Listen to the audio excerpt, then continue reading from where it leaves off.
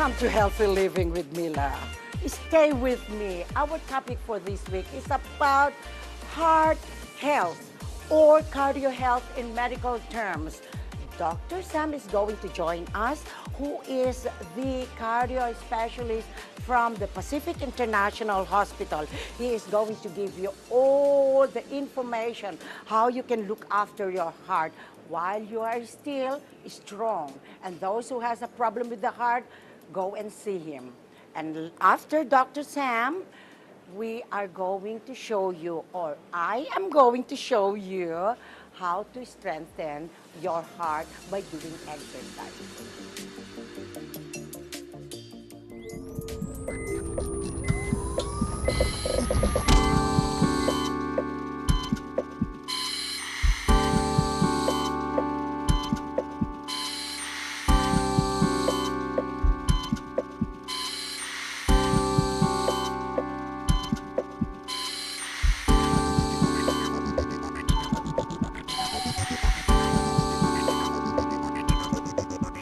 I'm Dokta Nagarajan. I'm the interventional cardiologist working for Pacific International Hospital.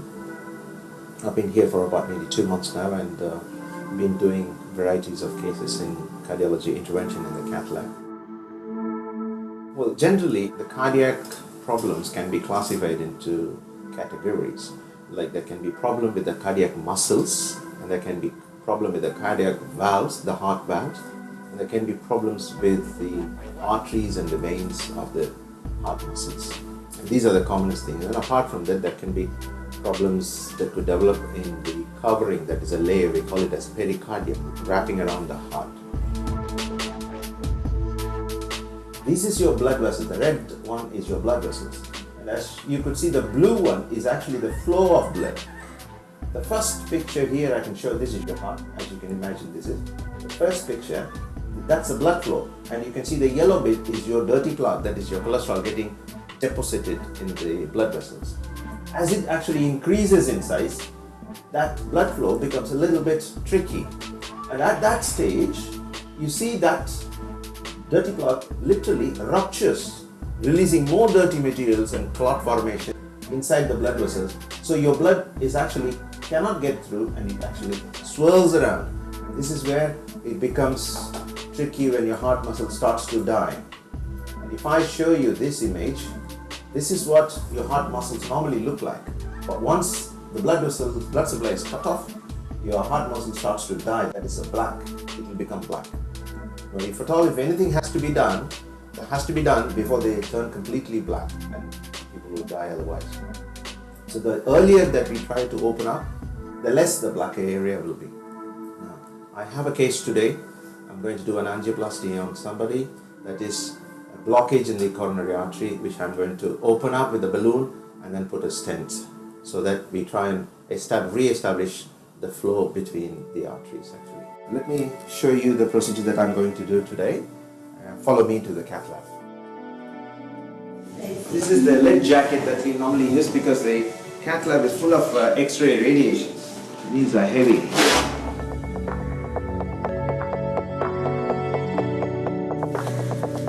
So we are very armed.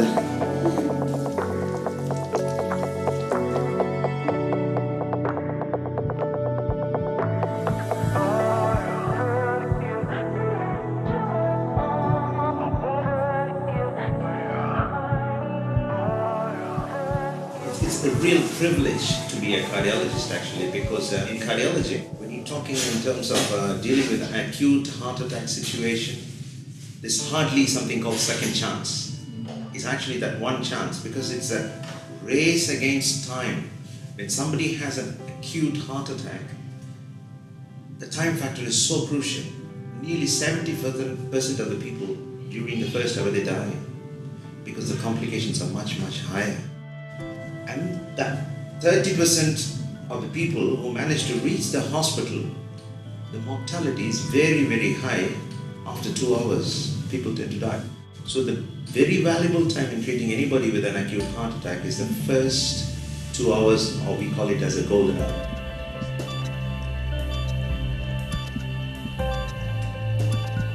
Anybody above the age of 30 should come for a regular check. If they do have any family history, if they are a smoker, if they have any high blood pressure, or if they develop any unusual symptoms, they should come for a check.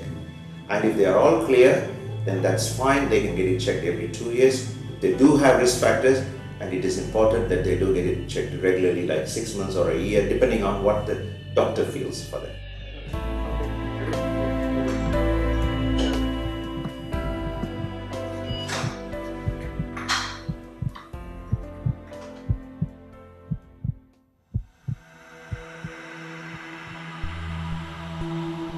This is the gentleman came in with typical symptoms like breathlessness, and he had some kind of unusual heaviness on the chest while he was in the church, and then he ignored it, and he had a second warning again. Same time again when he was in the church, he felt a little bit tightness in the chest and sensation of heaviness again. Now he was referred, actually could it be cardiac? Yes, and we did. That's his coronary arteries actually, like, you know, there are 3 main coronary arteries that comes, 2 on the left side, 1 on the right side. And the 2 on the left side, 1 that runs on the top of the heart on the front side, and there's 1 on the back of the heart. As you can show you, this is the left side system that I have put a catheter inside, and I'm trying to show this is the one, a large blood vessel that runs on the anterior, that's on the top of the heart, and this is the one on the back of the heart, right? And I'm going to do it as a real-time plane. As I'm pushing the dye inside, is actually going through all the blood vessels, trying to highlight it. And as you can see, if I could show you, if I could pause it, see that is the heart artery, that we call it as coronary artery. This is the artery that supplies the heart. As you can see, there is a narrowing there, and that's tight, and that's causing trouble. This artery should come up there, all along that way, but it's totally blocked there. So you couldn't see. So this man has got all the 3 arteries blocked. So that means he's at very high risk of developing a heart attack, and the chances of him dying is high.